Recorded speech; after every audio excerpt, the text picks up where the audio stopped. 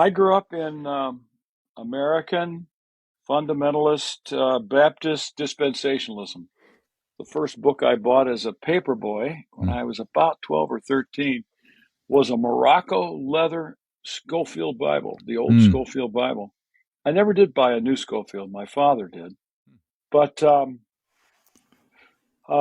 that dispensationalism wasn't a big thing in our church at all. We weren't, our Hmm. pastor was definitely not into prophecy, but we would have someone come in during the year, usually who waxed eloquent about the rapture being maybe tomorrow, so you better Hmm. get right with God today. Yeah. Yeah. Had a couple sort of alarmists over the years.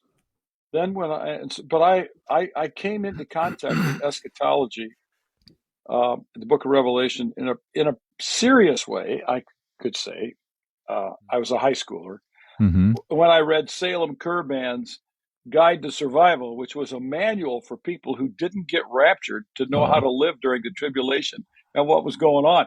Oh. And Hal Oh Lindsey's gosh. book, Late Great Planet Earth, was sort Yeah. of a different version of that, which Yeah. sold a lot more copies than Yeah. Salem Kurban. But most people don't know Kurban, and he was Hmm. pretty influential in those circles. But he got eclipsed by people like Hal Lindsey. And then Tim LaHaye began to talk about prophecy in the 70s as well before he did Hmm. the Left Behind stuff. In seminary, I got connected to what was considered to be maybe liberal Okay. because I um, embraced a post-trib rapture position, Oh. and that was quite a departure for a lot of people. Huh. And I pretty much stuck to that. But after college, Marcus, I sort of lost interest in that whole discussion. Hmm. During college, I was very much into it, and then I just kind of OD'd on it and Yeah. said, no interest to me anymore. Yeah. And it wasn't until I did my PhD where I read and studied Jewish apocalyptic literature that I became convinced that cats can be raptured as well.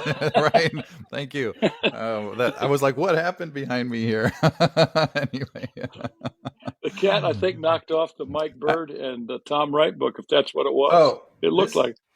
it's actually my book. Oh, So okay. yeah, Okay. Well, that's I gave it good there as well. advertisement. That's right. That's Yeah. right. Anyway, sorry. Go on. Go on. Yeah. So, by reading Jewish apocalyptic literature, I came to the conclusion that the book of Revelation, which I wasn't Hmm. studying at the time, Mm.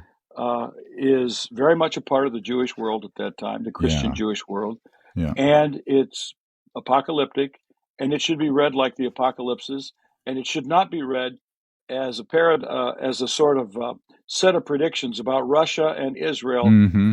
in the late 20th and early 21st century.